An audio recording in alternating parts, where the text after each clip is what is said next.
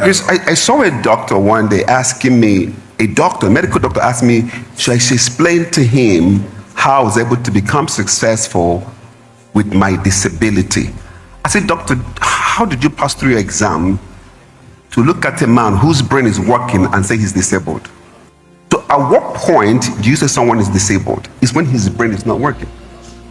Your hands and your legs are accessories. What really commands your life is the quality of processing your brain goes through. Hey.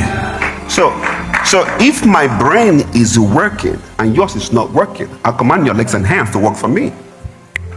So Clock it. So I think we need to begin to define concepts and understand it before we can modify practice. The reason why people are failing wasn't because they're not trying well. It's because the concept of which they are doing what they're doing is fundamentally flawed. So if you go back to my story, I was born in 1973. I had polio 1 year, 6 months after I was born, right? And that was an interesting start. Most of people have had an interesting start. Like you showed up on earth, they took your legs, immediately you came on earth. But the interesting thing was, pay attention to what he has to say. While you do that, help us to like, help us to subscribe to this channel as we bring more videos like this onto you. I wasn't born like that. It was something that happened out of the circumstances. But then I started asking questions very early. You know, what did I do wrong? Why is it that I'm the one that had polio? I mean, it wasn't like I did anything wrong as a person who was less than 1 year old.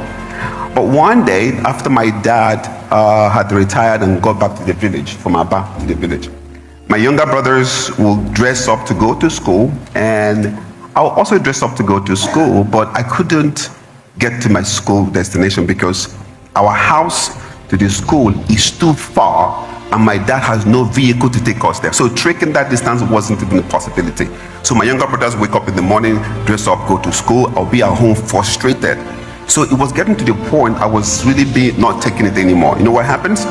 Each time they get up to go to school in the morning, at night I would take the school uniform and soak inside the water so nobody goes to school the next day. Because I was really, pissed off. But guess what? My interest was to go to school. So, but my stopping then didn't make me go to school either. So you know what I did? Something happened in my brain. Each time they dress up to go to school, in that euphoria, I will also dress up to go to school. I will dress up like them. But when I get to the gate of my house, that's the distance I can walk. I won't continue to the school because it's too far. I will stay at the gate. I will stay at that gate until 2 p.m. when they come back. I'll come back with my I went to school. So as they dress up in the morning, I'm taking my shower, I'm dressing up, I'm walking to the gate because staying in the house was so boring and so frustrating. So I'll stay at that gate every day. And then whenever they come back, I'll come back with them. But one thing happened one day. I was showing up at the gate, dressed up for school, in school uniform, possibly the only child that is not in school who is dressed for school.